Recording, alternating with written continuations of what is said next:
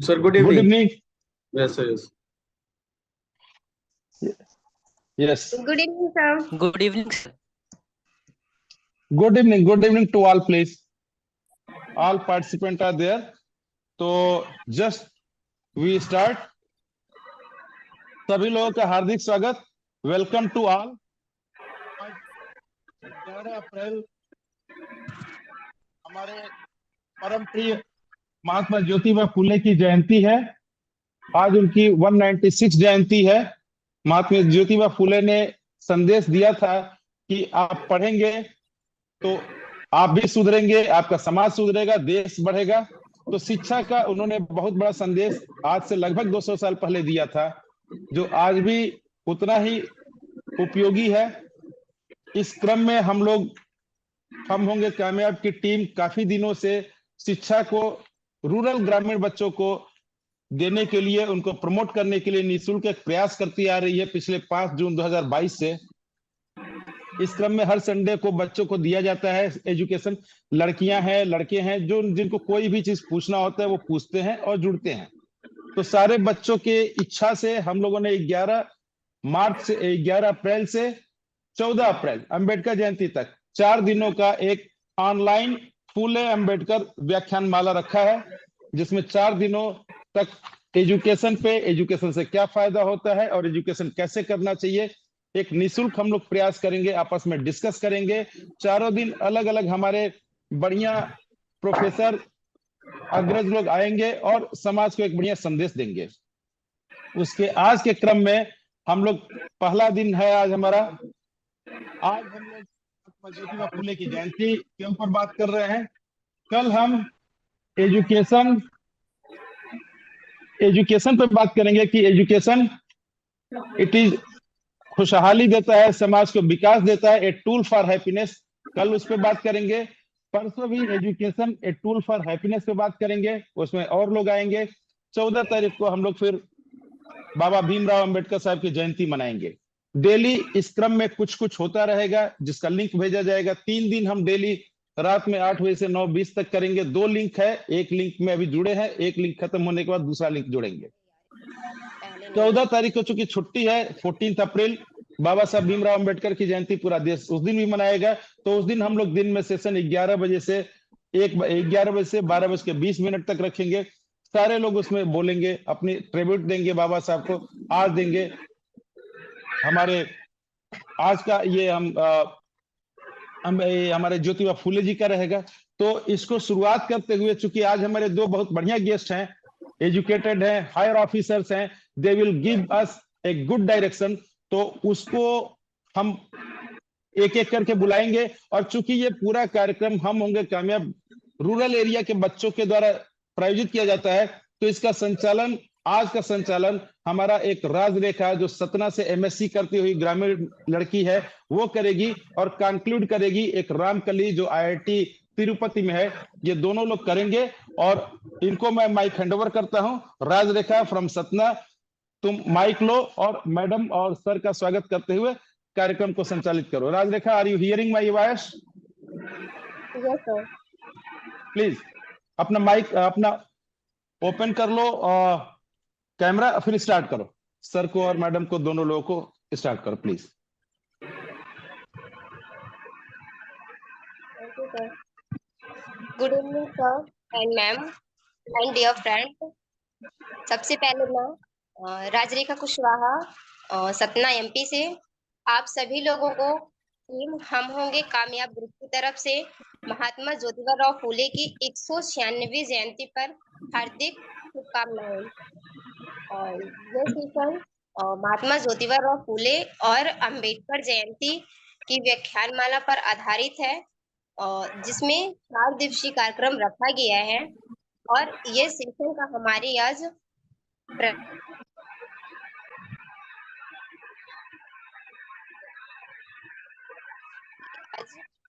हमारी मुख्य अतिथि के रूप में डॉक्टर किशोर सर और अर्चना मैम उपस्थित है, जिनका मैं बहुत बहुत धन्यवाद करती हूँ.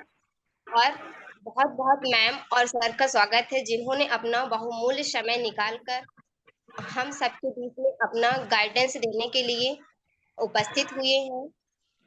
और आज प्रथम दिन के सेशन के हमारे प्रमुख विषय, पहला ज्योतिबा राव फूले का जीवन परिचय और उनके संघर्षों का वर्णन, और दूसरा जो टॉपिक है, माता सावित्री बाई फूले एक अद्वितीय जीवन साथी के रूप में है। मैं सर के बारे में थोड़ा सा परिचय देना चाहूंगी कि जो आज हमारे बीच पर उपस्थित हुए हैं गाइडेंस देने के लिए, तो सर यवतमाल जिले के बेलेरा गांव से हैं और प्रेजेंट में 2005 बैच के इंडियन फॉरेस्ट सर्विस में वे अपने पद में गढ़चिरौली सर्किल यानी महाराष्ट्र में अपने पद पर कार्यरत हैं। और अर्चना मैम 2019 बैच की आईएएस ऑफिसर वेस्ट बंगाल से हैं और मैम भी एसडीओ के पद में आज महाराष्ट्र में अपने पद में कार्यरत हैं। मैं सर और मैम का पुनः सर और मैम को बहुत बहुत धन्यवाद देती हूँ और साथ ही सर से मैं अनुरोध कर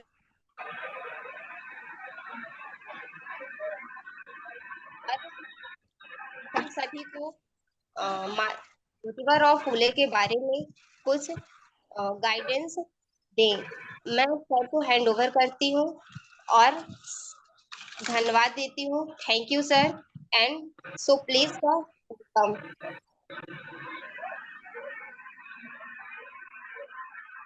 किशोर सर ज्वाइन किए हैं? तो किशोर मांकर साहब अभी ज्वाइन नहीं कर पाए। हमारे ज्योति स्वरूप दुबे भी ज्वाइन किए हैं, ये कल के हमारे गाइडेंस देंगे। ज्योति स्वरूप जी का भी बहुत स्वागत है। तो मैं तब तक बोलूंगा, पहला हमारा स्पीच महात्मा ज्योतिबा फूले एक परिचय डॉक्टर किशोर मांकर से है। जब तक किशोर मांकर साहब नहीं ज्वाइन करते हैं तो अर्चना मैडम है, माता सावित्री बाई फूले एक अद्वितीय जीवन साथी, उसके ऊपर अर्चना वानखेड़े मैडम आप अपना 15 मिनट में आप बताइए हम लोगों को। Welcome. Yes ma'am, welcome ma'am.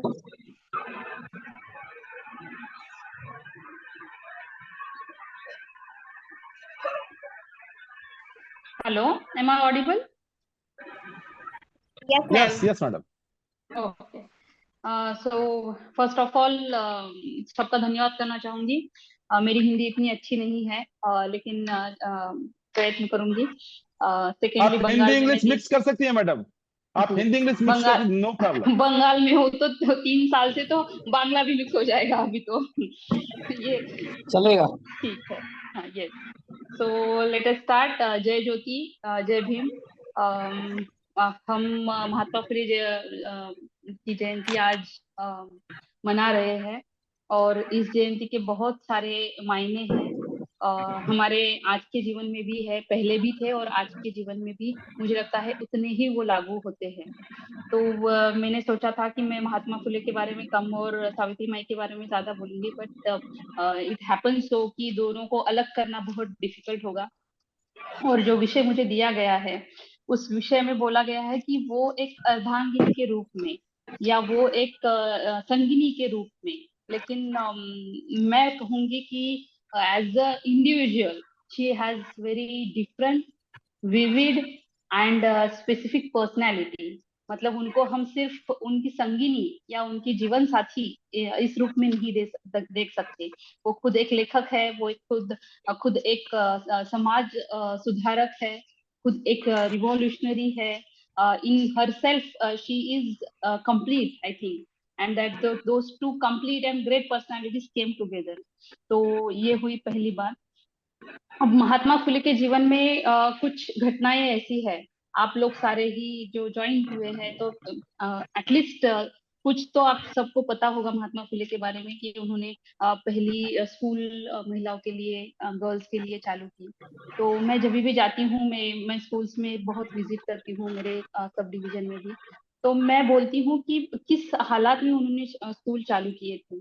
तो जब उन्होंने स्कूल चालू किया भिडेवाड़ा पुणे में 1948 में, जब पहली स्कूल चालू की, तब बच्चियां आने के लिए तैयार नहीं थी।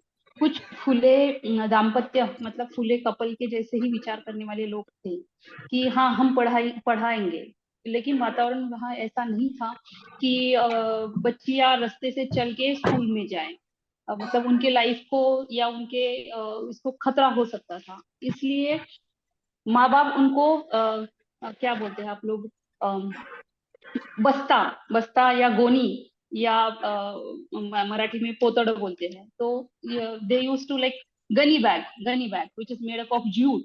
तो उसमें बच्चियों को बिठा के लाते थे और स्कूल में आने के बाद और उनको पीठ पे लाते थे।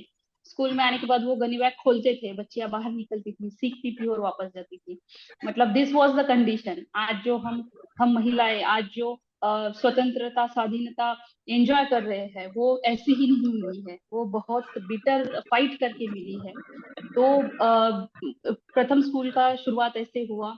आप सब लोग जानते हैं कि जब उन्होंने स्कूल खोलने की बात की, जब उन्होंने अस्पृश्यों को पानी देने की बात की, उनके जो घर में तालाब था वो उन्होंने खुला कर दिया। तो उस समाज में मतलब जो लोग ग्रेट होते हैं, तो उन लोगों का एक कैरेक्टरिस्टिक होता है। वो हम महात्मा बुद्ध से लेके हम सारे ही जो देखेंगे, उनका एक कैरेक्टरिस्टिक होता है कि they are very sensitive about the problems of others.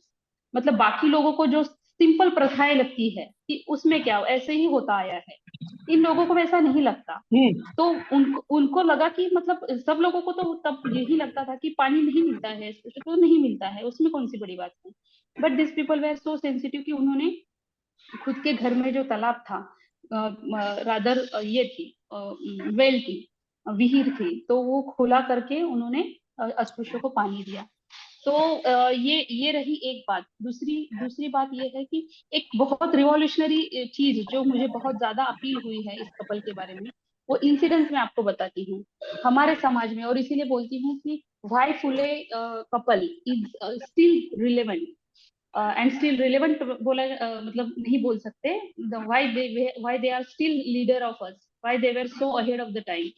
तो महात्मा फुले, और आपको शायद पता होगा सबको कि महात्मा फुले और सावित्रीबाई फुले का कोई खुद का बच्चा नहीं था, बायोलॉजिकल कोई बच्चा नहीं था। तो हुआ यूं कि उनके घर वाले, जैसे हमारे सबके घर वाले बोलते हैं कि इतने साल हुए हैं शादी को, बच्चा नहीं है।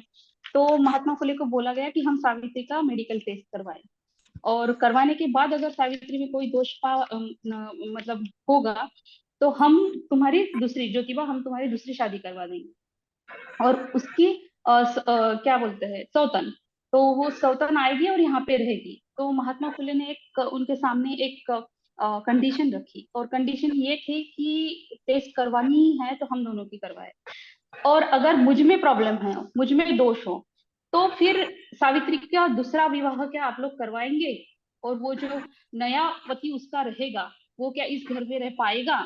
और अगर आप ना बोलते हैं तो फिर जो आप कहते हैं वो मैं नहीं करूंगा। मतलब this kind of equality is not even talked about today. मतलब किसी को अगर ये मतलब बोलेंगे आज आप कि एक वाइफ है और दो पति है और एक घर में रह रहे हैं, तो we will outrightly will say कि ये क्या बात है, ये कितना एक्सट्रीमिस्ट विचार है। लेकिन इस लेवल की समानता, इस लेवल की समता वो स्त्री पुरुष के लिए, जेंडर इक्वालिटी के लिए, जेंडर पैरिटी के लिए सोचते थे। ये एक चीज है। और उस समय में एजुकेशन जब चल रहा था, तो मतलब महात्मा फुले और सावित्रीबाई फुले का एक विजन देखिए कि एजुकेशन के लिए बहुत सारे लीडर्स का कोई आपत्ति नहीं थी। उनको लगता था ठीक है एजुकेट किया जाए और स्त्रियों को भी किया जाए। स्पेशली इन पुणे बहुत सारे ऐसे लीडर थे जो मतलब I will say half heartedly they are reformist. तो वो बोलते थे कि हाँ क्या दिक्कत है, स्त्रियों को शिक्षण देना चाहिए, लेकिन कितना देना चाहिए। तो उनको बस उनके अल्फा मतलब minimum level of familiarity with the alphabets. Why? क्योंकि जब उसका हस्बैंड अफसर रहेगा तो वो अफसर को मैच करने वाली वाइफ रहनी चाहिए, उसको पढ़ते आना चाहिए, वो उतना एटिकेट समझनी चाहिए एंड ऑल दैट थिंग। मतलब स्त्री का शिक्षण भी इसीलिए चाहिए कि वो उसके हस्बैंड को मैच करे। तो ये जो बात तब के सो कॉल्ड रिफॉर्मिस्ट ने कही थी, वो बात खंडन करते हैं महात्मा फुले और बोलते हैं यूनिवर्सल एजुकेशन की बात, कि सारे धर्म पंथ और महिलाएं, सारे ही लोग, क्षुद्र अतिशूद्र सारे ही लोगों को एजुकेशन दिया जाए। और इसी के लिए सावित्रीबाई फुले एक कविता लिखती है, उस कविता का नाम है इंग्रजी माऊली। उस कविता का आज अगर हम पढ़ेंगे तो बहुत सारे लोग उसका मिस इंटरप्रिटेशन भी करेंगे कि शायद अंग्रेजों को माउली, माउली मतलब माँ, या जैसे हम माता बोलते हैं, तो माउली संबोधित किया गया है। तो अंग्रेजों को माउली संबोधित करने वाले ये लोग तो फिर अंग्रेजों की साइड के ही हो गए। तो सावित्रीबाई फुले ये प्रॉब्लम समझती है कि इस समाज में प्रॉब्लम कितनी गहराई तक है, और ये प्रॉब्लम से बाहर आने के लिए जैसे ही अंग्रेज आए, उसके पहले की जो पेशवाई थी, वो रूल्स उन्होंने देखा है, वो रूल उन्होंने they have survived and they have faced the discrimination in that rule. तो सावित्रीबाई बोलती है कि इंग्रजी माउली आई है, इंग्रजी माउली बहुत सारे होप्स लेके आई है। Now we are going to get the education, now we are going to get freedom, and we can break the shackles of the injustice and गुलामगिरी की बेड़ियां हम तोड़ सकते हैं। तो ऐसी कविता उन्होंने की है, शायद आपको इंटरनेट पे भी मिल जाए। सावित्री माई और महात्मा फुले का एजुकेशन इतना ही स्ट्रांग था, इतने ही उनके विचार पक्के थे और बहुत प्रिंसिपल थे कि आप अगर उनके स्टूडेंट्स देखेंगे, मतलब स्टूडेंट्स को देख के टीचर की क्वालिटी पता चलती है। तो उनके स्टूडेंट्स है ताराबाई शिंदे, जिस जिले से मैं आती हूँ, महाराष्ट्र के बुल्डाना जिले में, बुल्डाना से ताराबाई शिंदे नाम की एक महिला हुई है। तो वो सावित्रीबाई फुले और ज्योतिबा फुले की स्टूडेंट थी, और उन्होंने 1882 मतलब 1882 में एक ग्रंथ लिखा था, जिस ग्रंथ का नाम था स्त्री पुरुष तुलनात्मक ग्रंथ, माने द कंपैरिजन बिटवीन ये मेल एंड फीमेल, और you can say gentleman and woman. तो इसका ये ग्रंथ जो है वो मतलब फेमिनिस्ट, फर्स्ट फेमिनिस्ट ग्रंथ माना जाएगा। बहुत बड़ा नहीं है, लेकिन इसके पहले कभी इस विषय पे किसी ने नहीं लिखा था। तो जो क्वेश्चन करने की क्षमता है इनके स्टूडेंट्स में, जो क्वेश्चन करने की क्षमता है, वो क्वेश्चन करने की क्षमता से पता चलता है कि what a great teacher they would have been. और उनकी एक ये है शिष्या है जिनका नाम है मुक्ता साळवे। मुक्ता साळवे तो परफेक्टली एज मुझे ये नहीं, लेकिन मतलब 11-12 साल की लड़की होगी, जिस लड़की ने इतना गहराई से एक निबंध लिखा है, एक ऐसे लिखा है कि आप पढ़ेंगे तो दंग रह जाएंगे। तो वो बोलती है कि अगर हमें वेदों का अधिकार ही नहीं है, अगर हमें पढ़ने का अधिकार ही नहीं है, तो फिर हमारा धर्म कौन सा है? मतलब जिस धर्म का core is Veda, then if we don't have the right to read that way, then who are we? तो मतलब आप अगर देखेंगे तो एंड आई रिपीटेडली से एंड आई रिपीटेडली अप्रिशिएट कि अगर कोई क्वेश्चन करता है तो क्वेश्चन करना बहुत जरूरी है। जो जैसे चलते आया है वैसे वैसे ही चले, ठीक है, जो चल रहा है वो ठीक है। ये बात कहीं पे हजम नहीं होती, जिन लोगों को हजम नहीं होती शायद वही आगे जाके वो उस चीज में कुछ कर सकते हैं। तो और एक था यूनिवर्सल एजुकेशन के बारे में मैंने बोला, दोनों इस कपल ने मिलके 52 स्कूल्स दे ओपन। बहुत दुख से यहाँ पे मैं मेंशन करती हूँ कि महात्मा फुले ने जो पहली भिडेवाड़ा में स्कूल ओपन की थी, उस स्कूल की आज हालत बहुत खराब है। और उस स्कूल के जस्ट अपोजिट दगड़ूशेठ हलवाई नामक एक बहुत प्रसिद्ध, महाराष्ट्र का बहुत प्रसिद्ध गणपति का मंदिर है। वहां पे लाखों के करोड़ों के भोग चढ़ते हैं, वहां पे दान दिया जाता है, वहां पे सोने की चीजें दान दी जाती है। And most of them who are coming and who are following all those things are women। मतलब जहां से उनको मंदिर प्रवेश का हक मिला है, उस मंदिर उस वास्तु से उनका कोई आज संबंध नहीं है। जहाँ से एजुकेट होके उनको ये सारे अधिकार उनको लगता है मिले हैं, तो वहाँ उनका कोई कनेक्शन नहीं है। दे जस्ट गो दे, मतलब 99% of the women if you ask stand there in front of that मंदिर और भिड़ेवाड़ा एंड यू आस्क कि महात्मा फुले की पहली स्कूल यहाँ पे है, क्या पता है आपको? आई बेट 99% लोगों को पता नहीं है। तो this is the kind of ignorance, and this is the kind of ignorance, क्या ही बोलेंगे, ये तो मतलब this is the condition of our Bahujan Samaj. तो सावित्री माई के बारे में और एक चीज है कि the compassionate heart can not be compared to anything else. इतना कंपैशनेट है, इतना करुणा है उनके हृदय में। कि आप सोच नहीं सकते। और वो कोरोना के साथ साथ बहुत सारी रिवॉल्यूशनरी आइडियाज मतलब बहुत सारा करेज है। इतनी हिम्मत शायद आज हम में भी नहीं है। तो उसका मैं एक एग्जांपल देती हूँ। समझिए कि समाज में आज कहीं पे एक लड़की ने विदाउट गेटिंग मैरिड उसका बच्चा हुआ है, या फिर समझिए कि वो विधवा है और उसका बच्चा हुआ है, या वो समझिए कि वो डाइवोर्स है और उसका बच्चा हुआ है। हमारी सबसे पहली रिएक्शन ये होगी कि बच्चलन है, कैरेक्टरलेस है। इस समाज में जब स्त्रियों को कुछ भी अधिकार नहीं थे, आज देखा जाए तो कॉन्स्टिट्यूशनली लीगली वो कहीं पे भी ये समझा जा मतलब it is not legally wrong कि आप डिवोर्स हो और आपको ये है बच्चा हुआ है। Legally it is not wrong. या आप लिव इन में हो और आपको बच्चा हो गया। उस समाज में इतना कठिन था। और उस समाज में ये होता था, आप लोगों को शायद पता होगा कि लड़कियां 5-7 साल की उम्र में ही विधवा हो जाती थी। उनके पति रहते थे 70 साल के 80 साल के, शादी के 2-4 साल में वो गुजर जाते थे।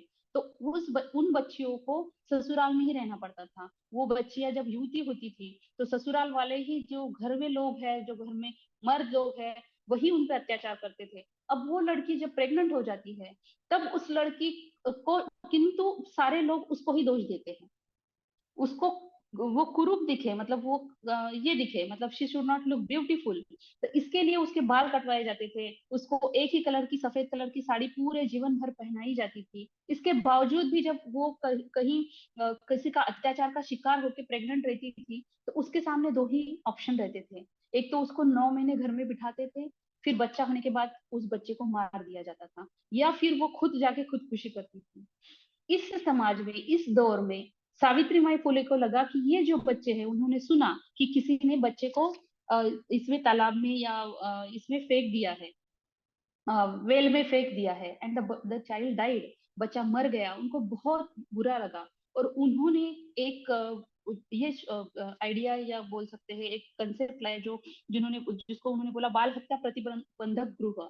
मतलब बच्चों की हत्या होने नहीं देंगे। तो उन्होंने वहां पे बोला कि आपकी आइडेंटिटी, आप किस कास्ट से बिलोंग करती है, आपका बच्चा कहाँ से मतलब किसकी वजह से वो बच्चा हुआ है, हम कुछ नहीं पूछेंगे। जिसका कोई नहीं है वो यहाँ पे आए, हम डिलीवरी करेंगे और बच्चे का ख्याल रखेंगे। मतलब मुझे नहीं लगता आज हम जो प्रोग्रेसिव खुद को बुलाते हैं कि वी आर प्रोग्रेसिव, तो हम में से बहुत कम लोगों में ये हिम्मत होगी, इतनी करुणा होगी और इतना प्रोग्रेसिव माइंडसेट होगा कि जो बोलेंगे कि किसी का भी बच्चा हो, जहां से भी आया हो, किंतु वो बच्चा है और मैं उस बच्चे का लालन पालन करूंगा। फिर जो बात मैंने कही कि उनके मुंडन किया जाता था, उनके बाल नहीं रखाए जाते थे, तो पूना में उन्होंने जो नापिक रहते हैं, नापिक बोलिए, नावी बोलिए या बार्बर बोलिए, उनका संप करवाया कि हम नहीं काटेंगे उनके बाल, हम उनको विद्रुप नहीं करेंगे, हम उनको कुरूप नहीं करेंगे।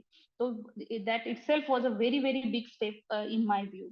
उसके आगे जाके मतलब बार बार मैं वही कहना चाह रही हूँ कि why they are so relevant to us today also, why they are guiding us today also. तो सत्यशोधक नाम का एक कंसेप्ट था। उस सत्यशोधक तो आपको पता है, सत्यशोधक विवाह नाम का एक कंसेप्ट था।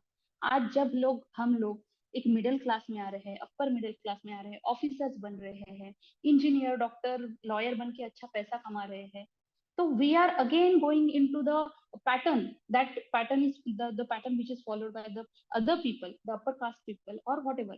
तो इसको छेदने के लिए, इसको मात देने के लिए इन्होंने सत्यशोधक विवाह लाया था, जहाँ पे लड़का और लड़की को शपथ लेनी होती थी, लड़के को शपथ लेनी होती थी कि अब मैं तुमको समानता से तुम्हारे साथ व्यवहार करूंगा, मैं तुम्हारा और बाकी सभी स्त्रियों का स्तर परिवार में और इस समाज में ऊंचा करने का कोशिश करूंगा। तो ये उनकी प्रतिज्ञाएं रहती थी। और तुम मेरी जीवन संगिनी हो, तुम मेरी गुलाम नहीं हो। तो ये प्रतिज्ञाएं रहती थी। वहां पे डाउरी नहीं लेते थे, वहां पे ये लेने का कोई डाउरी लेने का कोई स्कोप नहीं था। वो विवाह सिंपल, विदाउट पंडित, विदाउट पुरोहित होते थे। और उससे भी आगे जाके अगर आप सोचेंगे, जो आप आज हम बस सोचते हैं कि बिफोर इस्टेब्लिशिंग द मैरिजेस, कि हम लड़की को और लड़के को एक दूसरे को समझने की, मतलब आजकल सोचते हैं कि चलिए उनको एक दूसरे को थोड़ा समझने दीजिए। इस चीज के लिए सावित्री माई ने खुद की होने वाली बहू को उनके घर पे लाके रखा था, so that they get comfortable with each other and they understand each other. मुझे लगता है कि आज हम जो प्रोग्रेसिव खुद को बोलते हैं, आई डोंट नो कि हम इतना लिबरल या इतना लॉजिकल हो पाए हैं या नहीं, इतना रैशनल हो पाए या नहीं। और तो और जब उनकी शादी हुई वो अंतर जातीय विवाह था। मैं बताना भूल गई कि उन्होंने जो फुले दाम्पत्य ने जो बच्चा ये लिया था, गोद लिया था, वो बच्चा एक विधवा का बच्चा था। वो ब्राह्मण विधवा थी। उसका बच्चा कहाँ से उसका बाप कौन था, पिता कौन था, किसी को पता नहीं है। और वो महिला का बच्चा उन्होंने गोद लिया, उसको डॉक्टर बनाया। वो भी बहुत ज्यादा सोशल सर्विस ओरिएंटेड रहा। उन्होंने जब सावित्री माई के लास्ट दिन तक प्लेग जब पुणे में चल रहा था तो उन्हें he has served this society. तो उनका जो विवाह था ये अंतरजातीय विवाह था।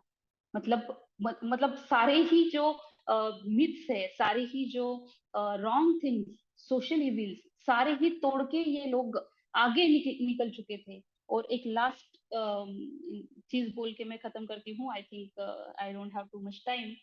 तो महात्मा फुले सब समय बोलते थे कि एक आदमी अगर सीखता है तो वो सिर्फ खुद के लिए सीखता है, वो खुद सिर्फ एक शिक्षित होगा। लेकिन एक औरत अगर सीखेगी तो वो पूरा आगे चलना पड़ता है। वो सावित्री माई ने खुद किया है।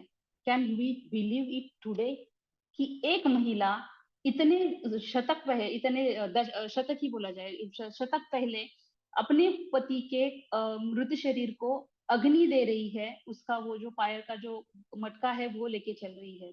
तो such a revolutionary leaders and such a revolutionary mothers and fathers we have got. तो मुझे लगता है कि हमने इस पे विचार करना चाहिए कि आज हम जो जीवन जीते हैं, आज हम कैसी कौटुंबिक व्यवस्था में, खुद की जो कौटुंबिक व्यवस्था है उसमें रहते हैं। हम प्रोग्रेसिव होने का बस दावा करते हैं और फिर से हमको लड़का नहीं हो रहा है, इसलिए हम हजार चीज की हजार ये कर रहे हैं, like we are going aborting the child और थिंकिंग ऑफ सेकेंड मैरिज। या फिर हम जब लड़की ढूंढते हैं तब क्या हम डाउरी देख रहे हैं, क्या हम सिर्फ देख रहे हैं कि बस दिखने में अच्छी हो क्योंकि I want a show piece, बाकी तो आई डोंट नो। तो ये सारी छोटी छोटी चीजें हैं। क्या हम lavish without any reason lavish marriage कर रहे हैं? क्या हम वही रूढ़िवादी परंपराओं में अटके पड़े हैं कि ना सैक्रोसेंट होगा नहीं जब तक मैं पंडित को नहीं बुलाऊंगा? तो all these things are there are a lot of things to think upon, there are a lot of things to really sit down and think कि यही हमारे आदर्श है। और ये अगर हमारे आदर्श है तो हम क्या जीवन जी रहे हैं। तो that's all from my side. If at all there are few questions we will take it at the end. Thank you so much.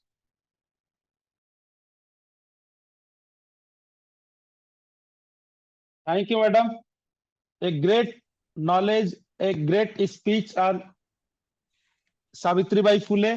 Actually बहुत सारी ऐसी चीजें हैं जो हम लोगों को भी नहीं मालूम है। रियली सावित्रीबाई फुले 200 साल पहले, 150 साल पहले जिस तरह से समाज में चेंज दिखाया, चाहे विधवा विवाह हो या जाति प्रथा तोड़ो हो या करुणा की बात हो, जिन्होंने इतना किया ये हम सारे लोगों को मालूम हुआ। इसके लिए आपको बहुत बहुत धन्यवाद। आज भी मुझे लगता है समाज का समरसता बनाना, सभी को जोड़ना, दुखियारों का कष्ट दूर करना, उसके लिए उनके सारे आदर्श आज भी हम सबके लिए बढ़िया है। हम सब लोग कर सकते हैं।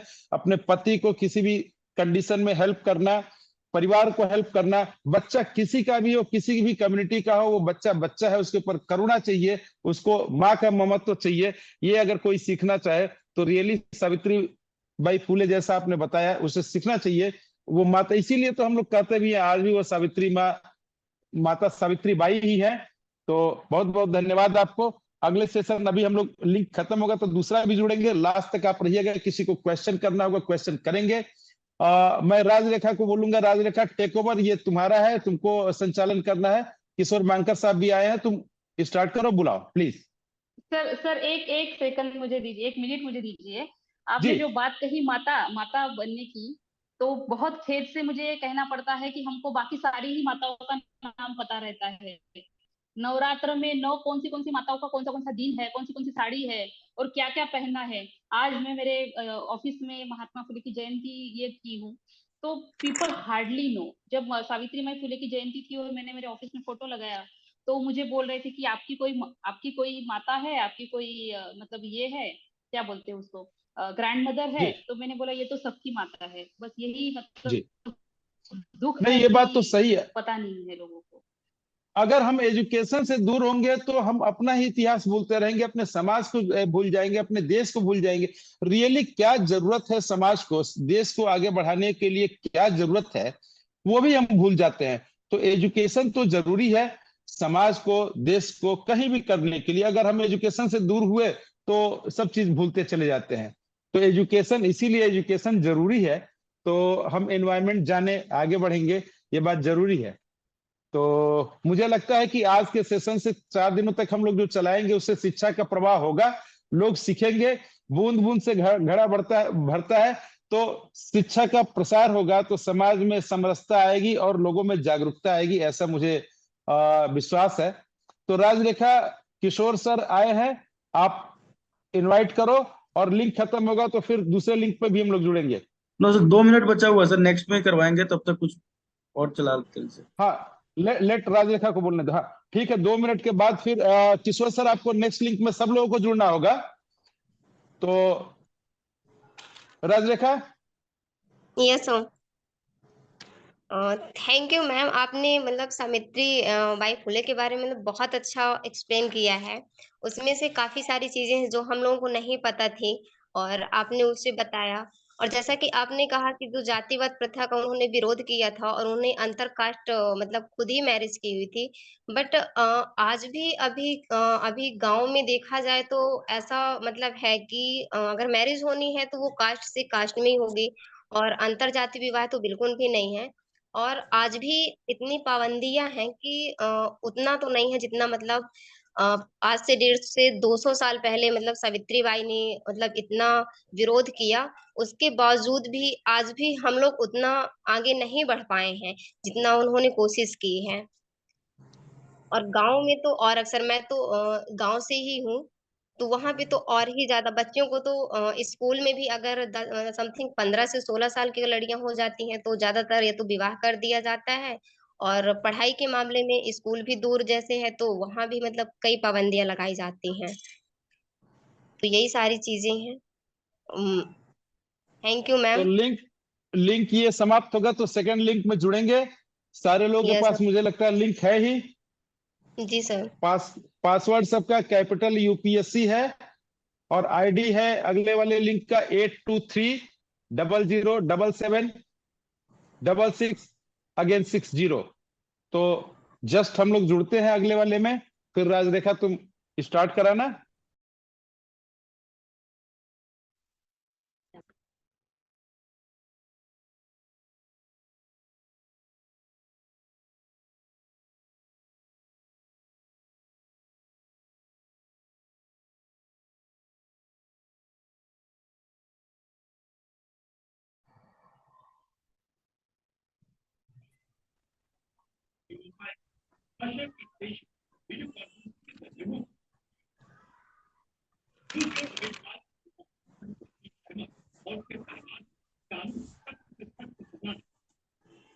Yes Rajrekha, please take over.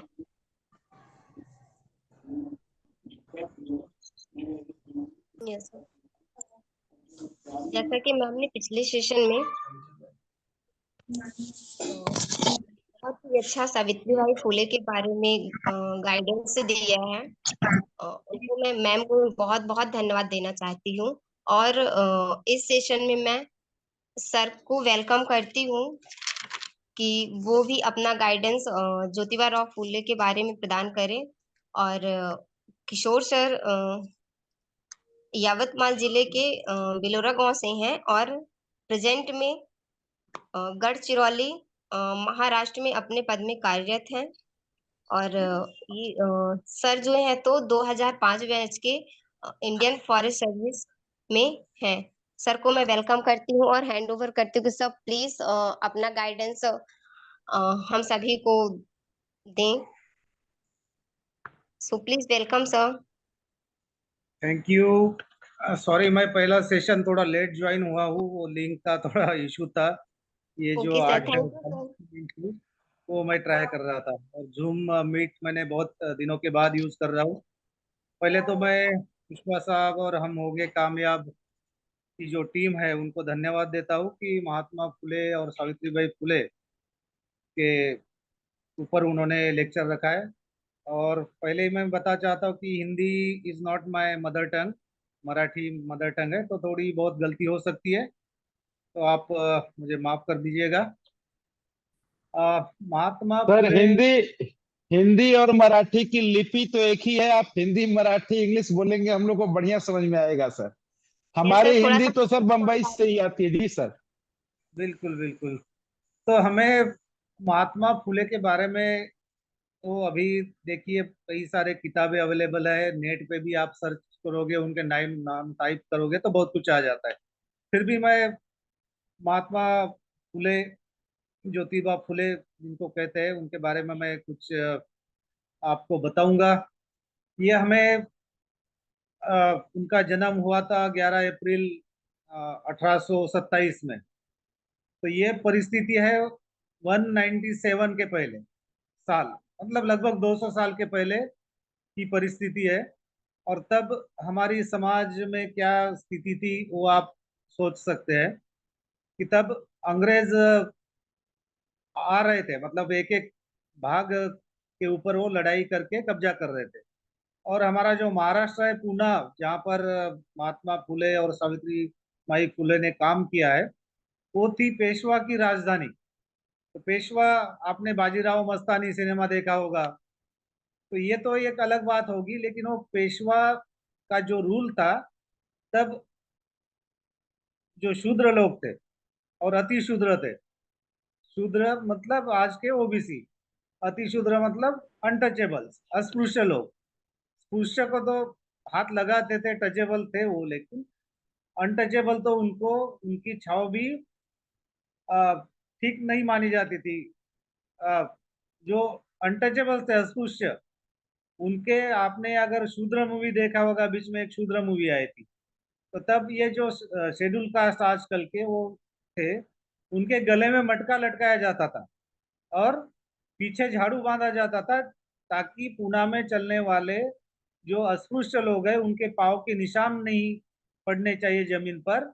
और वो थूकना, थूके भी तो वो अपने मटके में थूकेगा, वो तो उसकी थूक जमीन पे नहीं गिरनी चाहिए। तो ये सोशल सिचुएशन थी तब, जब महात्मा फुले जी का जन्म हुआ था। और महात्मा फुले जी कोई गरीब परिवार में नहीं जन्मे थे, उनके पिताजी थे, उनके फ्लावर का बिजनेस था, वो माली कम्युनिटी से थे। अभी ये जो कास्ट सिस्टम, जिन्होंने सोशियोलॉजी पढ़ा होगा, तो उसका ओरिजिन ऑफ कास्ट, अगर एक थ्योरी है कि हमने जो व्यवसाय करते थे, हमारा उस हिसाब से, उनका एक्चुअल नाम गौरव था, सरनेम, लेकिन वो फूलों का व्यवसाय करते थे उनके पिताजी, तो उनको फूले कहते थे। और ये फूल वो पेशवा का जो शनिवार वाड़ा था वहां पर बेचते थे। तो काफी सक्सेसफुल फार्मर थे उनके पिताजी, और माली कम्युनिटी का जो ट्रेडिशनल काम था, सब्जी उगाना, फूल उगाना, अ, ये वो काम करते। और महात्मा फुले जैसे बड़े हो गए तो उन्होंने अपनी एक कंस्ट्रक्शन कंपनी शुरू की थी। और वो कंस्ट्रक्शन कंपनी का जो टर्नओवर है, अभी की जो टाटा कंपनी है, उससे कई गुना ज्यादा था, 200 साल पहले, मतलब 150 साल पहले। और उन्होंने पूना में जो पुराने ब्रिज थे, वो वहां पर जो नदी है, बूढ़ा मुठा नदी है, उसके ऊपर उन्होंने ब्रिज बनाए थे। तो इस तरह उनका इकोनॉमिक बैकग्राउंड था, बड़े बिजनेसमैन थे वो। और पुणे मुंबई में उनकी कंस्ट्रक्शन कंपनी कॉन्ट्रैक्ट लेती थी। लेकिन उनके मन में ये जो क्रांति का विचार आया, वो था, वो अपने दोस्त में पुणे में शादी के बारात में गए थे। वो दोस्त उनका अपर कास्ट था। तो जब बारात में बाकी लोग थे, उन्होंने इनको पहचान लिया कि एक माली कम्युनिटी का शूद्र आदमी हमारे बारात में कैसे आता है। तो जो लोग थे उसमें, उन्होंने उनको अपमान करके, गाली देके उनको वहां से निकाल दिया। तब महात्मा फुले ने सोचा कि मैं इतना रईस हूँ, मेरी कंस्ट्रक्शन कंपनी है, फिर भी मुझे ये लोग ऐसे मेरे साथ बर्ताव कर रहे हैं। तब महात्मा फुले जी ने विद्रोह करके, मतलब सोशल, ऐसे नहीं कि उन्होंने हाथ में तलवार और बंदूक ली, उन्होंने इंटरलूड चोली विद्रोह करके कई सारे किताबें पढ़ी और उन्होंने जो एजुकेशन लिया था वो मिशनरी स्कूल से लिया था। तो एक अंग्रेज हमारे देश में आए तो एक धीरे धीरे जो हमारी कुरीतियां थी, सुपरस्टिशन थी, सोशल नॉर्म्स थे, जैसे सती, आपको पता ही होगा, आदमी अगर उसका हस्बैंड मर जाता है तो वो उसको, औरत को, उसके वाइफ को सुसाइड करनी पड़ती थी, मतलब सती बोलते थे। जो उसका फ्यूनरल पायर रहता था वहां पर उसको जबरदस्ती बैठा देते थे। ऐसी परिस्थिति में महात्मा फुले ने कई अ, क्या कहते हैं कि कई सारे उन्होंने इश्यूज पे काम किया। एक तो है कि वो उद्योजक थे, अपने पास उनकी कमाई थी, वो सक्सेसफुल राइटर भी थे। उन्होंने कई सारे किताबें लिखी है। उस इम्पोर्टेंट जो है किताब गुलामगिरी, स्लेवरी, इंग्लिश में उसको बोलते हैं स्लेवरी। तो हाँ हाँ गुलामगिरी, हाँ। उन्होंने गुलामगिरी अगर किताब आपने पढ़ी होगी किसी ने, अभी हम हिंदी की किताब है वो शेयर करेंगे खुशवा साहब के पास, तो आप बाकी को शेयर कर सकते हो। गुलामगिरी आप पढ़िए। उन्होंने वहां पर रूल किया, किसानों की क्या हालत रहती थी।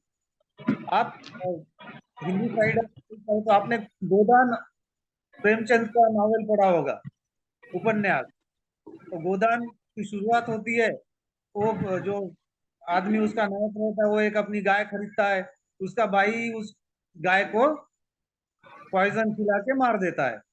और जब ये स्टोरी का अंत होता है तब मरने के सिचुएशन पर रहता है, तो पंडित आके बोलता है कि उसकी अंतिम इच्छा क्या थी। तो गोदान का जो नायक रहता है उसकी वाइफ बोलती है कि उनके घर में एक गाय होनी चाहिए, ये उनकी अंतिम इच्छा थी। तो वो पंडित बोलता है कि आप ऐसा करिए, वो गाय ले लो और मुझे दान में दे दो, तब उनकी वो सुख से मर सकेगा, उसकी आत्मा को शांति मिलेगी। तो ये जो सिचुएशन, सोशल सिचुएशन थी।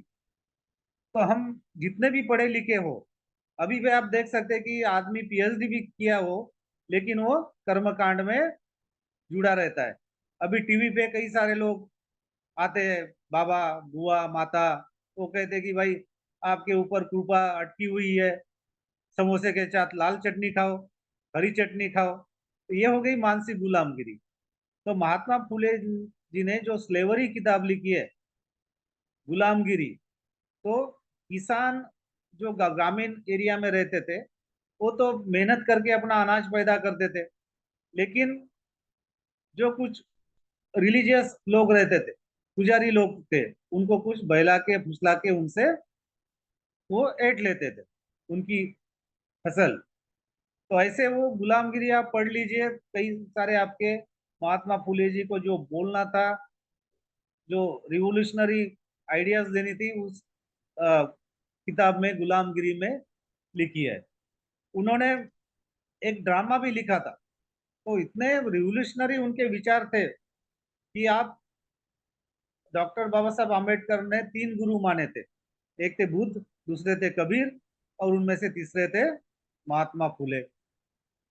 तो ऐसे रिवोल्यूशनरी उनके विचार थे कि उस जमाने में 150-200 साल पहले, अभी हम सोच भी नहीं सकते कि अभी इस मॉडर्न एज में हमारे पास मोबाइल है, इंटरनेट है, गूगल में कुछ भी आप टाइप करिए सब कुछ आ जाता था।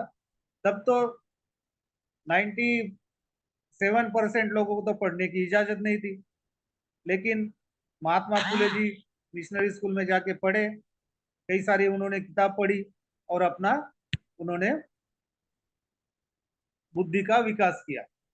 एजुकेशन के बारे में अर्चना जी ने भी पहले मेरे पहले बताया कि उन्होंने 1848 में भिड़ेवाड़ा पूना में है एरिया, वहां पर अपना बच्चियों का स्कूल शुरू किया था। और वहां पर जब ये स्कूल शुरू किया, अपने वाइफ को वहां पर टीचर बनाया, तो जो ऑर्थोडॉक्स लोग थे सावित्री माई फुले के ऊपर कीचड़ फेंकते थे, टमाटर फेंकते थे, गोबर फेंकते थे। और यही नहीं, महात्मा फुले जी के जो पिताजी थे गोविंदराव फुले, उनको वो करते कि ये दोनों आपके बेटा और बहू धर्म के विरुद्ध काम कर रहे, ये औरतों को पढ़ा रहे, ये पाप कर रहे। तब गोविंदराव फुले तो ऑर्थोडॉक्स पुराने विचार के आदमी थे, उन्होंने उनको बताया कि भाई आप ये लड़कियों को पढ़ाना बंद कर दीजिए, आप धर्म के ऊपर विरुद्ध काम कर रहे हैं। तो महात्मा फुले और सावित्रीबाई फुले नहीं माने। तब आखिरी उन्हीं के पिताजी ने, गोविंदराव फुले जी ने ज्योतिबा फुले और सावित्रीबाई फुले को घर से निकाल दिया। आप समझ सकते हैं, अगर हम कोई सोशल इशू लेके काम कर रहे हैं, बाहर के लोग हमें विरोध करेंगे तब हम सहन कर लेते हैं, लेकिन हमारे पिताजी या हमारे माँ बाप, घर के ही आदमी अगर आपको घर से निकाल देते तो उस आदमी के ऊपर क्या गुजरी होगी।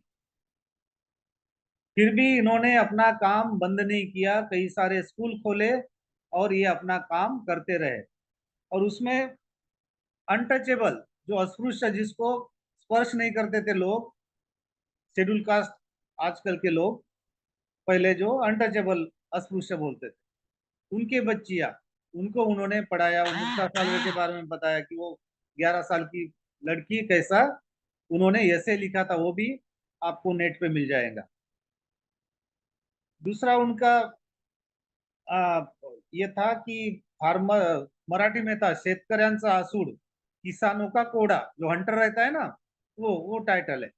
उसमें भी उन्होंने तब के फार्मर के ऊपर कैसा शाहूकार लोग जो है या मनी लेंडर है वो कैसा अन्याय अत्याचार करते थे वो लिखा है उन्होंने। शिवाजी महाराज के ऊपर उन्होंने एक बैलेड लिखा है, मराठी में पोवाड़ा कहते हैं।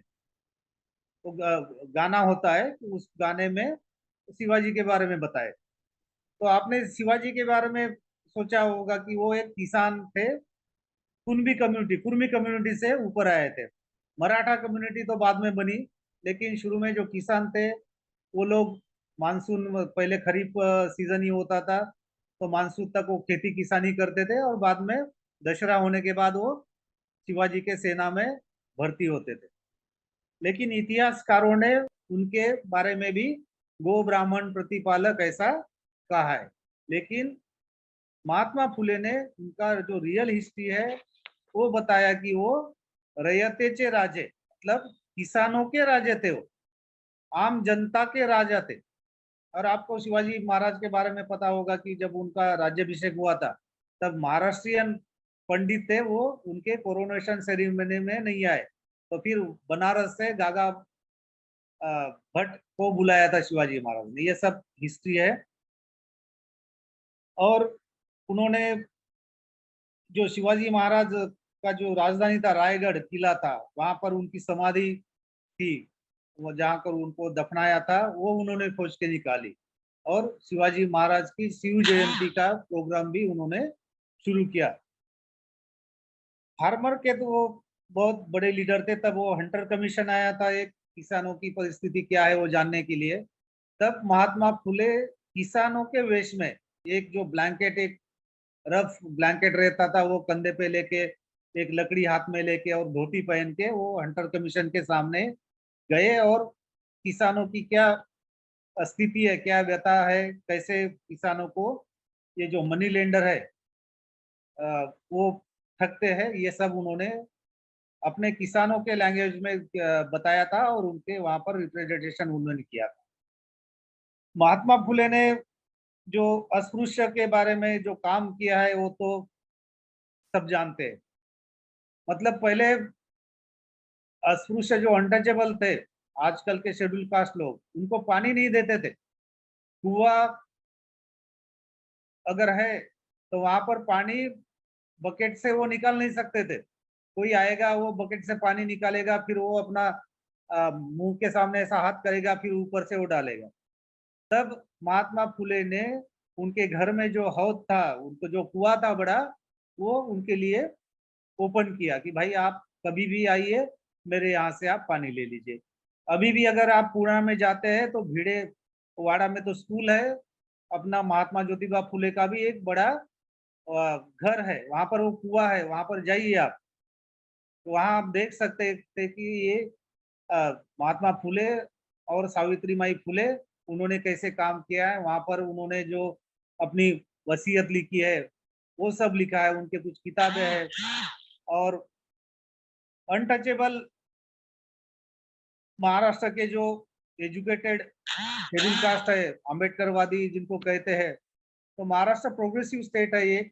अगर हम कंपैरिजन करेंगे, मैं 8-10 साल बंगाल में रहा हूँ, 5 साल बिहार में रह चुका हूँ, लेकिन हम जब महाराष्ट्र के सोशल डेवलपमेंट के बारे में अगर बताएंगे, महाराष्ट्र में जैसे लड़कियां पढ़ी है, उस कंपैरिजन में जो मागास वर्गीय लोग है, जो ओबीसी है या बहुजन जिसको कहते हैं, उनकी लड़कियां या एजुकेशन का प्रसार वहां पर नहीं हुआ है।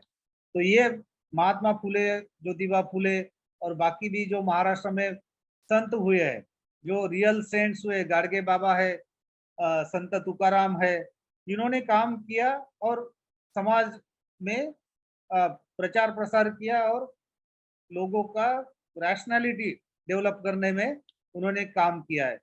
हमारे महाराष्ट्र में एक संत तुकाराम हुए थे, शिवाजी के जमाने में ही हुए थे। तो उन्होंने कई सारे अपने अभंग लिखे हैं, गाथा बोलते हैं उनको, जो कविता के या पोयम आप कह सकते थे। तो उन्होंने वहां पर कहा था कि अगर आप भगवान को मराठी में नवस बोलते हैं, मन्नत मांगते हैं ना, कि किसी को कपल को अगर बच्चा नहीं होता तो जाएगा कि मन्नत, भाई मुझे बच्चा होगा तो मैं ऐसे करूंगा वैसे करूंगा। तो उन्होंने मराठी में लिखा था एक कविता कि नवस साया से पुत्र होती तो का करने लागे पति।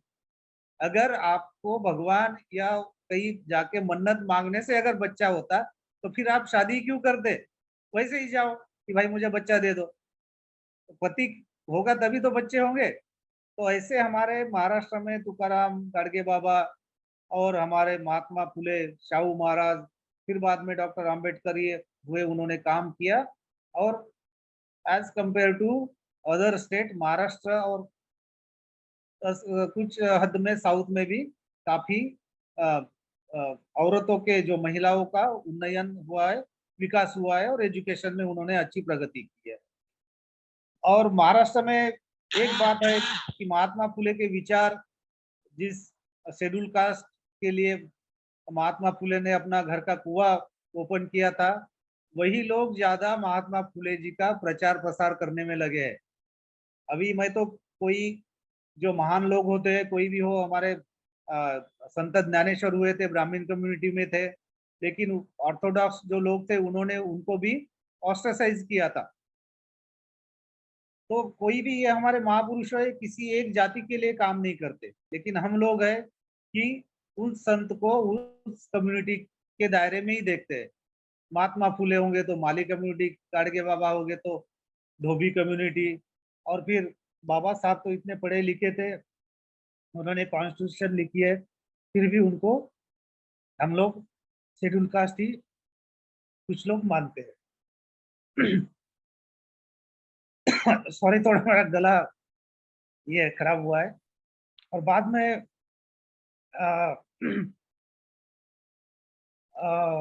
फुले, महात्मा फुले ने सत्य शोधक समाज की स्थापना की थी। सत्य शोधक मतलब सत्य की खोज करना। हम लोग कुछ किताब में पढ़ते हैं कि अभी अगर हम गंगा नदी का ही देखें हम लोग, तो बोलते हैं कि शंकर जी के जटाओं से निकली है, लेकिन ट्रूथ है कि वो बर्फ पिघलता है, फिर वहां से गंगोत्री से शुरू हो जाता है और फिर और नदियां उसको मिलती है। तो ट्रूथ क्या है, व्हाट इज रियलिटी, रैशनैलिटी, कि अगर भाई और एक कहावत है कि शेषनाग के फन के ऊपर हमारी पृथ्वी है। तो ये जो रियलिटी है, सत्य की खोज करना, ये हमारा काम है। अभी लास्ट 2 साल पहले कोरोना आया था। ऐसी बीमारी 100 साल 200 साल के बाद हमेशा आती रहती है। तो महात्मा फुले और सावित्रीबाई फुले ने जो काम किया है, तब 1897 में एक ब्यूबोनिक प्लेग आया था पुणे एरिया में। तो ये चूहे से फैलता है वो प्लेग, तो अभी ऑलमोस्ट खत्म हो गया, लेकिन तब प्लेग की बीमारी आई थी। और सावित्रीबाई फुले ने, जब अभी लोग क्वारंटाइन होते थे ना, तब लोग जंगलों में जाते थे, तब सावित्रीबाई फुले ने क्वारंटाइन सेंटर ओपन किया था। और अपना बेटा जो उन्होंने गोद लिया था, वो डॉक्टर था, उसको बुला लिया, और ये प्लेग के पेशेंट को वो लोग ट्रीटमेंट करते थे। सावित्रीबाई फुले, एक बच्चा था, उसको तब एम्बुलेंस नहीं थी, तो वो अपने पीठ के ऊपर लेके पीठ और 5-6 किलोमीटर चलते हुए उसको हॉस्पिटल में पहुंचाया था। उन्होंने जो क्वारंटाइन सेंटर और हॉस्पिटल शुरू किया था, उसी में उनकी मौत हुई थी, सावित्रीबाई फुले की। तो हम लोग कोरोना के दौरान देखते थे कैसे लोग अपने घर में बंद रहते थे, लेकिन सावित्रीबाई फुले ने लोगों की सेवा करते करते अपनी जान गंवा दी। तो ऐसे महान कपल जो है सावित्रीबाई फुले और महात्मा फुले को, तो हमने दररोज उनकी फोटो लगा के उनको नमस्कार करना चाहिए। पर्टिकुलरली हमारे बच्चियों को, हमारी औरतों जिनके वजह से आज वो पढ़ पाई है, और अभी तक हमारे देश में 2 महिला राष्ट्रपति हुई है, एक पंतप्रधान हुई है, और मुख्यमंत्री तो कई सारी हुई है, और IAS IPS तो कई सारी हुई है। तो इसका श्रेय जाता है तो महात्मा फुले जी और सावित्रीबाई फुले जी को जाता है। तो कई सारे इश्यूज है बोलने के लिए, लेकिन मैं समझता हूँ कि इतना काफी है।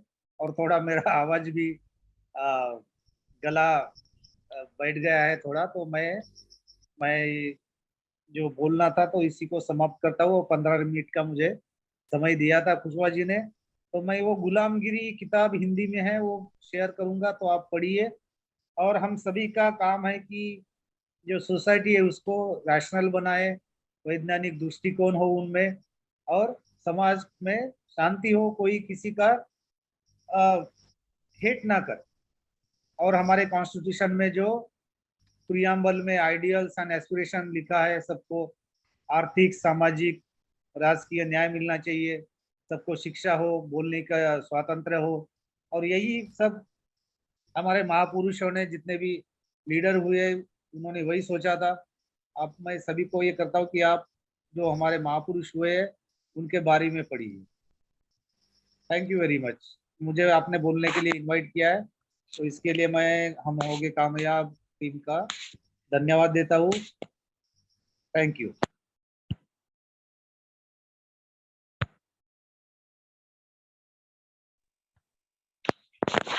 Thank you sir, Kishore sir, बहुत बहुत थैंक्स। इंस्पायर हुए हम लोग, बढ़िया लगा। राजरेखा, तुम थैंक्स बोलो सर को। Thank you sir and thank you ma'am, आप लोगों ने मुझे बहुत ही अच्छा बताया है। और हम होंगे कामयाब टीम की तरफ से आप लोगों को बहुत बहुत धन्यवाद। और शायद टाइम बहुत कम ही बचा हुआ है, ओनली 15 मिनट है। तो नेक्स्ट में शायद ओपन फोरम में अगर कोई भी 2 से 3 मिनट अगर बोलना चाहता है तो वो अपनी बात रख सकता है, या कि कोई भी क्वेरी है उनका तो वो लोग कर सकते हैं।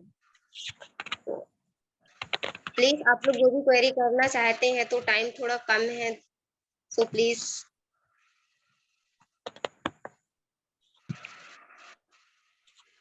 हाँ, इनवाइट है, क्योंकि फूले जयंती पे हम लोग ज्योतिबा फूले को श्रद्धांजलि दे रहे हैं, तो ज्ञानवर्धन करना हम लोग का कर्तव्य है। आज के समय में श्रद्धानौत हैं हम लोग महात्मा ज्योतिबा फूले के प्रति। तो सारे लोग, हमारे 2 वक्तागण, मैडम अर्चना और हमारे किशोर साहब ने कहा, किसी को भी कुछ बोलना है अपनी बात कहे, और श्रद्धांजलि देना है श्रद्धांजलि दे सकता है, उसका कंक्लूड रामकली करेगी। Welcome to anyone, please. कुछ पूछना चाहते हैं तो भी आप पूछ सकते हैं उनके बारे में। हेलो। Yes yes. हेलो। जी मैं रामदेव मौर्य बोल रहा हूँ मनाली से। बोलिए। मैं यश के कुशवाहा जी के साथ साथ आज की सभा में जुड़े हुए सभी भाइयों और बहनों को नमस्कार करता हूं और राष्ट्रपिता महात्मा ज्योतिबा फुले के जन्मदिन पर आप सभी लोगों को बहुत बहुत बधाई और अभिनंदन प्रेषित करता हूं। और बहुत खुशी की बात है कि मुझे भी ये लिंक किसी माध्यम से मिला और आप लोगों के साथ जुड़ पाया। तो असल में हमारे समाज के बहुत प्राचीन और बहुत आधुनिक और सबसे बड़े हीरो हैं जिन्होंने समाज में शिक्षा और रोजगार, मानवता और वैज्ञानिकता, ज्ञान का रास्ता खोला। आप महात्मा ज्योतिबा फुले और सावित्रीबाई फुले दोनों पति पत्नी का बहुत बड़ा योगदान रहा है और वहां से हमें बहुत प्रेरणा मिलती है, बहुत ज्ञान मिलता है, बहुत सीख मिलती है। और हम सभी लोगों का कर्तव्य बनता है कि उनके बताए हुए मार्ग पर चलें और वहां से प्रेरणा लेकर, वहां से प्रोत्साहन लेकर हम खुद आगे बढ़ें और अपने समाज को भी आगे बढ़ाने का काम करें। खासतौर से शिक्षा, स्वास्थ्य और रोजगार के क्षेत्र में काम करें। तो मैं इन्हीं सीमित बातों के साथ आप सभी लोगों को धन्यवाद देना चाहता हूं। बहुत बहुत धन्यवाद। नमस्कार। थैंक यू रामदेव सर, बहुत बहुत धन्यवाद। आपकी आवाज सुनने को मिली बहुत दिनों बाद। आज महात्मा ज्योतिबा फुले के जन्मदिन के अवसर पे बहुत बढ़िया है, धन्यवाद आपको। तो अभी किशोर सर ने भी बोला, अर्चना मैडम ने बोला, हमको लगता है सब लोगों का ज्ञान वर्धन हुआ है। हमारा अभी कंक्लूड करने के पहले बताएं, कल का हमारा दूसरे दिन का सेम टाइम पे 8 बजे से 9:20 तक 2 लिंक पे रहेगा। कल हम लोगों ने टॉपिक रखा है education a tool for happiness. मतलब अगर एजुकेशन है तो उससे हैप्पीनेस आएगी। तो कल के हमारे 3 बढ़िया वक्ता रहेंगे। एक वक्ता है श्री ज्योति स्वरूप दुबे जी भोपाल से। वो बोलेंगे शिक्षा के द्वारा समाज में खुशहाली, इस टॉपिक पर। लिंक मैं रात में भेजूंगा, कल सुबह भी भेजूंगा। तो शिक्षा के द्वारा समाज में खुशहाली पहला टॉपिक रहेगा, जो ज्योति स्वरूप दुबे जी बोलेंगे। दूसरा टॉपिक रहेगा शिक्षा और स्वास्थ्य एक दूसरे के पूरक। वो एक हमारी मैडम है ज्योति जुनगरे, जबलपुर में पीएचडी है, वो बोलेंगी। तीसरा टॉपिक रहेगा शिक्षा के प्रसार में डिजिटल माध्यमों की उपयोगिता। वो डॉक्टर बीबी सिंह जयपुर के अस्तित्व आईएएस एकेडमी के रहेंगे, वो बोलेंगे। और उसके बाद फिर हमारा ओपन हाउस फोरम रहेगा। कोई भी एजुकेशन पे कोई कुछ भी पूछना चाहे तो पूछेगा। तो ये कल का है, फिर परसों की बात होगी। तो इसी के साथ हम बोलेंगे, किसी और को बोलना हो बोले। राजरेखा, तुम कंक्लूड करने के लिए फिर रामकली को बुलाना। रामकली जो आईआईटी तिरुपति से एमटेक बीटेक एमटेक मास्टर कर रही है, उसको बुलाना, फिर कंक्लूड करेगी। Hand over to Rajrekha. Thank you sir. कोई भी यदि कोई चीज क्वेरी करना चाहे तो कर सकता है, क्योंकि टाइम समथिंग 8 से 9 मिनट ही बचा हुआ है। और अगर नहीं है तो फिर मैं रामकली को हैंड ओवर करूंगी कि वो आए और अपने विचार रखें और इन सारी चीजों को कंक्लूड करके जो भी बताना चाहें या पूछना चाहें तो वो आए। उनको वेलकम। रामकली, आप हैं? Yes, thank you Rajrekha. Welcome. मैं महात्मा ज्योतिबा फुले की जयंती पर आप सभी को हार्दिक शुभकामनाएं देती हूँ। और मैं बहुत बहुत धन्यवाद करती हूँ आईएएस के सर का, जिनकी वजह से हम यहाँ एक साथ एकत्रित हुए हैं। और हम वीडियो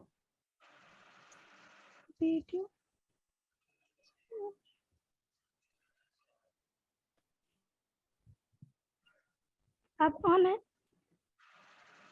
नहीं। Just wait.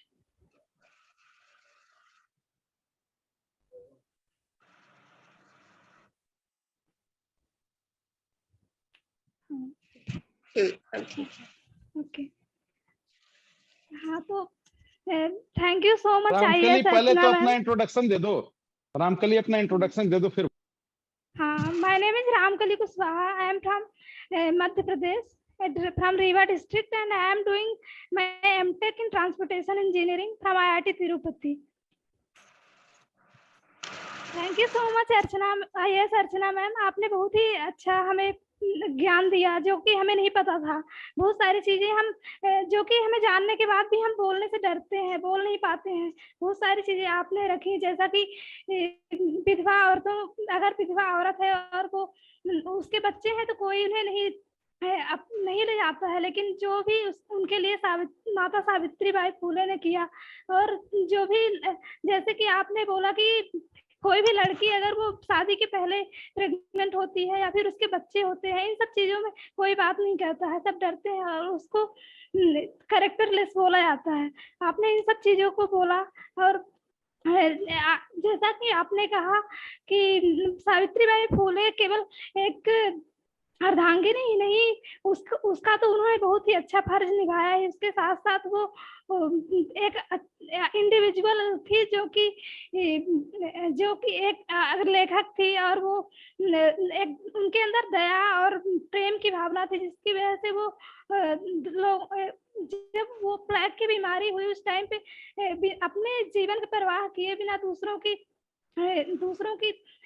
का इलाज की, और वो भी अपनी जान दे दी उसी समय पर। और वो एक बहुत ही दृढ़ निश्चय महिला थी जो कि घर वालों से अपमानित होने के बाद भी अपने मार्ग से नहीं हटी और उसमें लगी रही। हमें उनसे ही सीखना चाहिए कि हम भी अपने दृढ़ निश्चय पे लगे रहे, जो भी हमारा गोल है, और हम उसमें आगे बढ़े, चाहे कितनी भी कठिनाइयां आए। जब भी हम हार मानते हैं, हमें डिमोटिवेशन होता है, तो हम उन्हें याद करें जिससे हमें मोटिवेशन मिलेगा। और फिर डॉक्टर आईएफएस सर ने जो भी बोला ज्योतिबा फुले के बारे में, वो सब चीजें भी बहुत कुछ चीजें हमें पता थी, लेकिन बहुत सारी चीजें नहीं पता थी।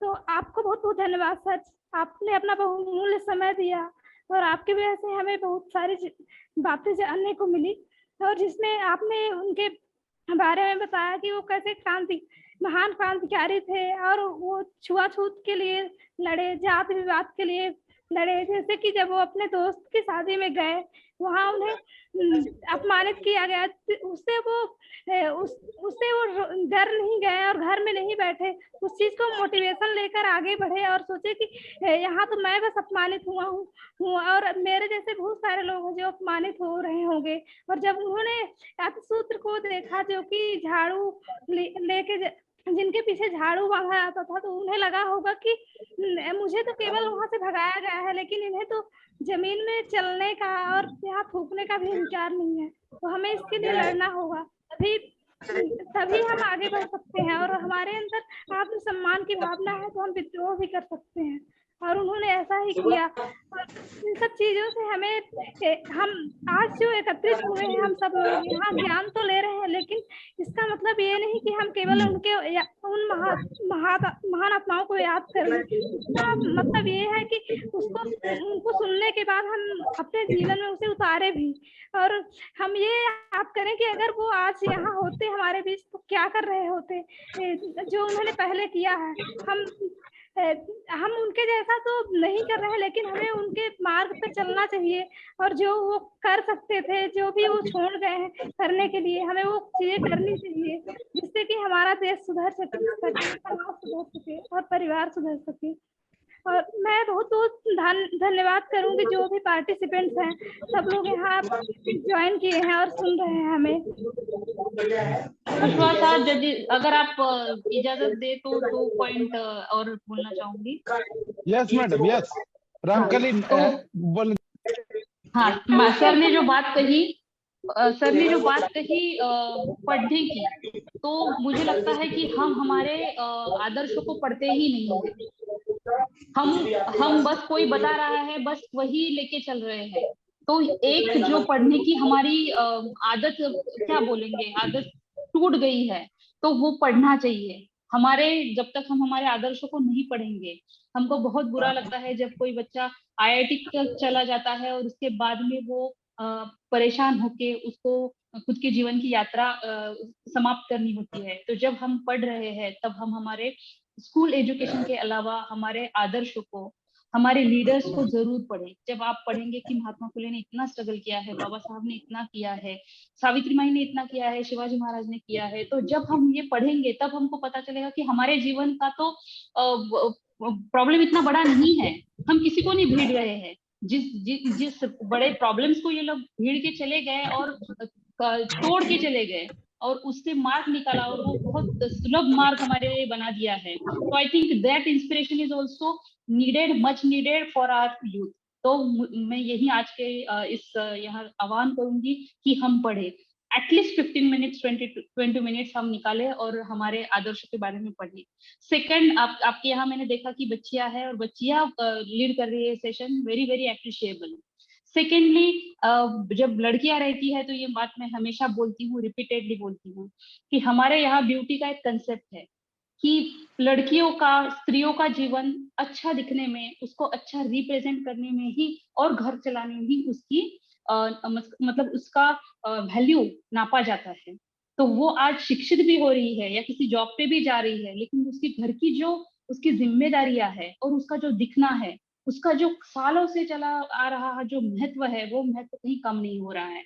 और वो जब कम नहीं हो रहा है तो वहां पे सिर्फ आदमी जिम्मेदार नहीं है, हम भी जिम्मेदार है। तो छोटी छोटी बच्चियां हैं, उनको मैं बोलना चाहूंगी कि इस rat race, so called beauty के रैट रेस में हम ना पड़े। हम खुद का अस्तित्व समाज में इस्टेब्लिश करने के लिए, यहाँ पे बहुत सारे पेरेंट्स होंगे, उनको बोलती हूँ कि बच्ची के लिए डाउरी, बहुत अच्छा दामाद ढूंढने से अच्छा है आप अपनी बच्चियों की शिक्षा पे ध्यान दीजिए, उन कैपेबल बनाइए।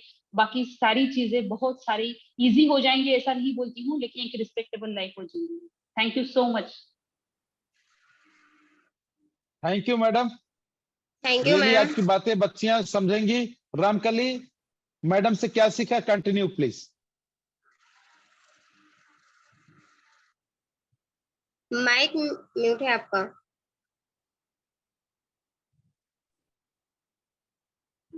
मैं ऑडिबल हूँ? हाँ आप बोलो, चूंकि टाइम कम है। रामकली तुम बोलो, और मैं सबसे रिक्वेस्ट करूंगा कल भी हम लोग सेम टाइम पे लिंक पे जुड़े, कल भी इसको आगे बढ़ाएंगे। 14 तारीख तक आप लोग 1-1 घंटा टाइम निकाले, आप सबको मेरा रिक्वेस्ट है। Ramkali please continue. Okay, thank you ma'am. आपने जो भी बोला बहुत ही बहुमूल्य था हमारे लिए।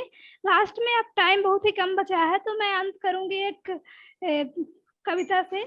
युग दर्पण रचने वालों कुछ तो शर्म करो, मत प्रजातंत्र में गीत रचो दरबारों के, कलमों के नोके पंख